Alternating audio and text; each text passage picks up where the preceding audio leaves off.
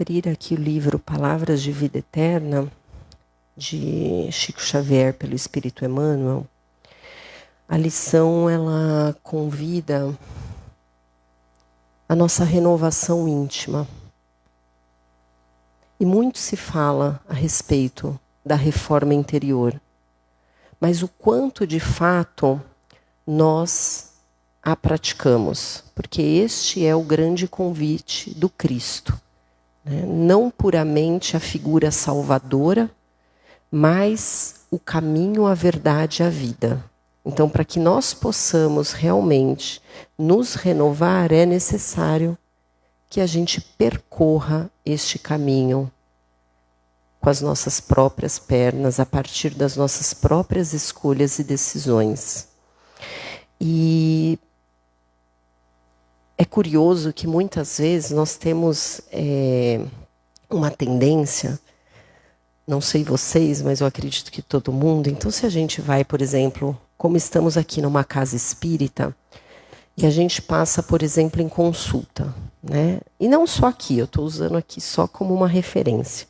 Mas a gente sempre acha que quem precisa mudar é o nosso companheiro, a nossa companheira, que é o nosso filho, que é o nosso chefe, que a nossa vida só está difícil por causa daquele vizinho que tumultua, que se não fosse fulano, que se não fosse ciclano, tudo seria mais leve, nossa vida seria mais fluida.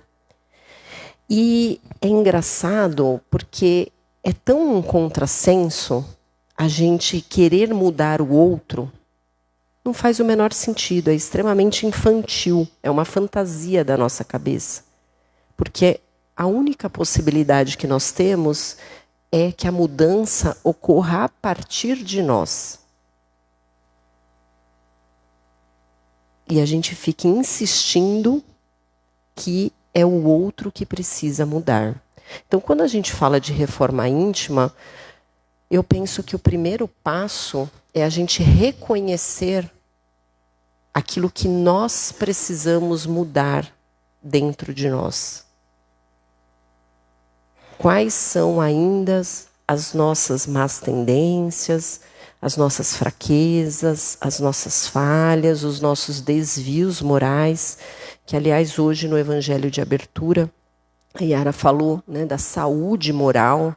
Tanto se fala em saúde, e às vezes a gente fica preso só à saúde física, que nada mais é do que uma consequência de uma saúde moral, espiritual, né, mental, emocional.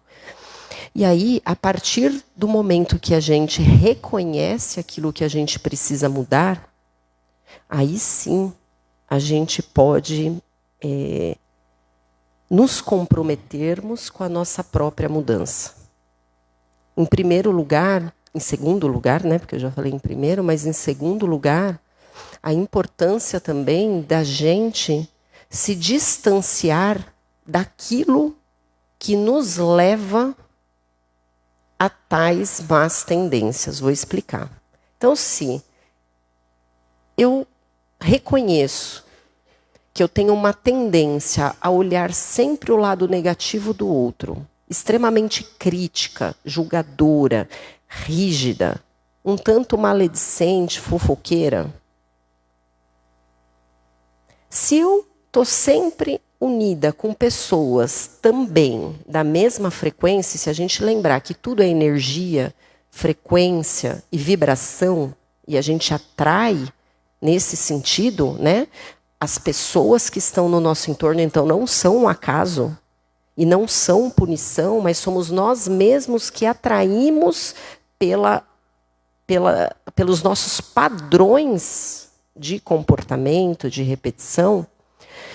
Então, se eu atraio pessoas também fofoqueiras, julgadoras, críticas, duras, a minha tendência é ficar nisso, né? Porque aí a pessoa fala, você viu fulano? Aí eu falo, você viu ciclano e não sei o quê.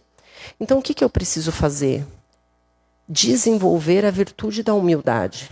Né? Não me demorar aonde eu ainda não consigo me sustentar. Então, se eu tenho o hábito de gastar, poxa, o shopping é uma perdição. Não adianta eu falar, não, mas eu vou no shopping, não vou comprar. Pode ser que eu consiga, mas pode ser que eu caia. Então, às vezes, a gente precisa nos distanciar daquilo que ainda nos machuca, daquilo que nos leva à dor. E muitas vezes a gente não distancia porque a gente fica preso na culpa e muito além. Da boca para fora a gente fala que quer mudar, mas lá no íntimo a gente ainda gosta do nosso comportamento. Ainda tem um ganho secundário que faz a gente permanecer. Porque se não tivesse um ganho secundário, a gente tomava a decisão e fazia.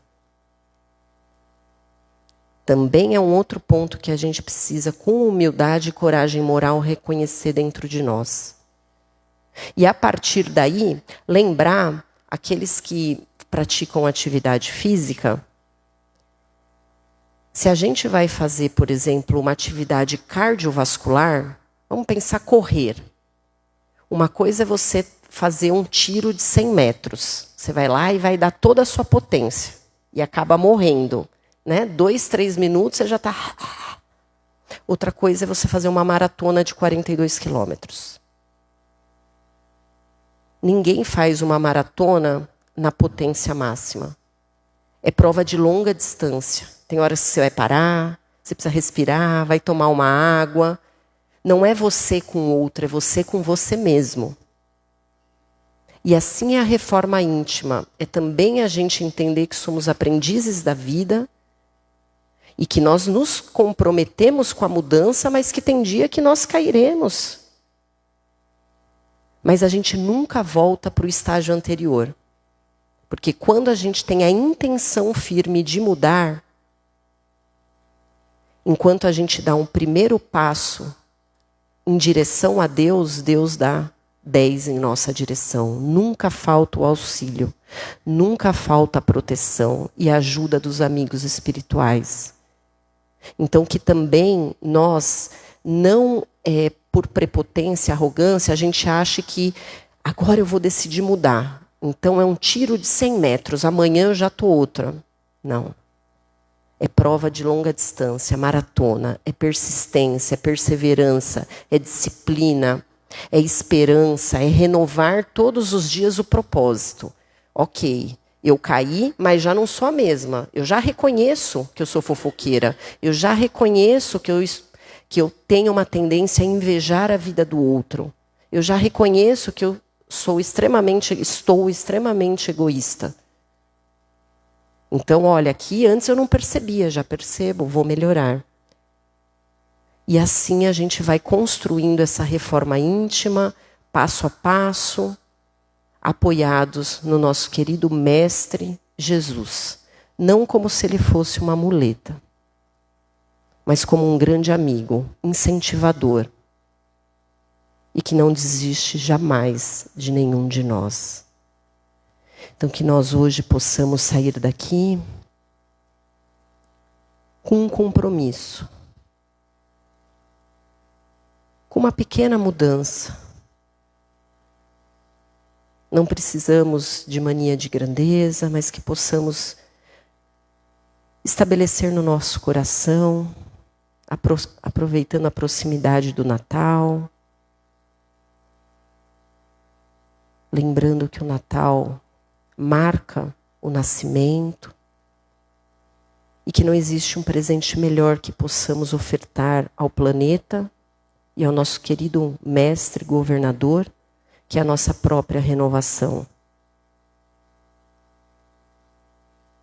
Então, assim, saído daqui reflexivos, mas esperançosos e firmes no compromisso que assumimos conosco e com Cristo, nós nos organizamos e nos programamos para a nossa mudança individual. E neste sentimento de esperança, de renovação, vamos juntos fazer a oração que o Mestre nos deixou por meio da música.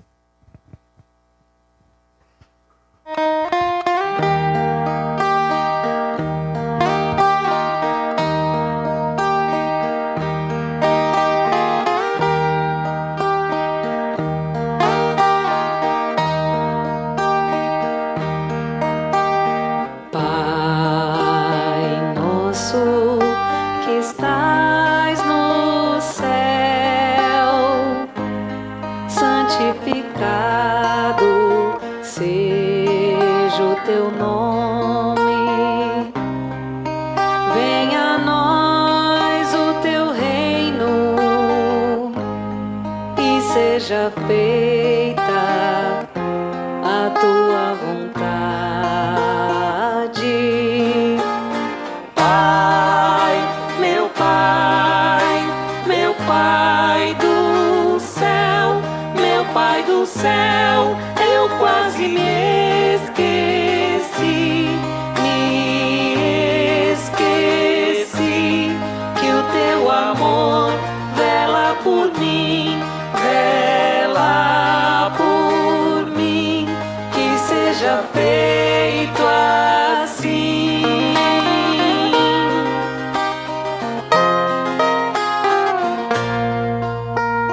O alimento desse dia, dai-nos agora e sempre.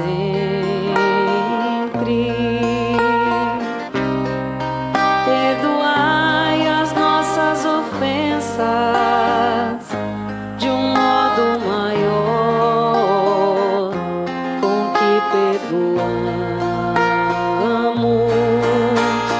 Pai, meu Pai, meu Pai do céu, meu Pai do céu, eu quase me esqueci que o teu amor vela por mim, que seja feito assim.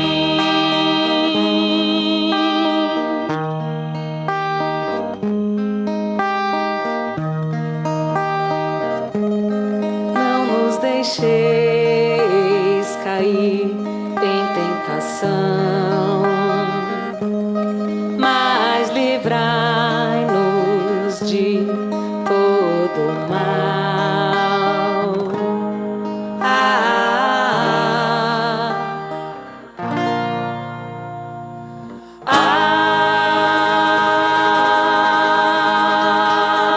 Amém.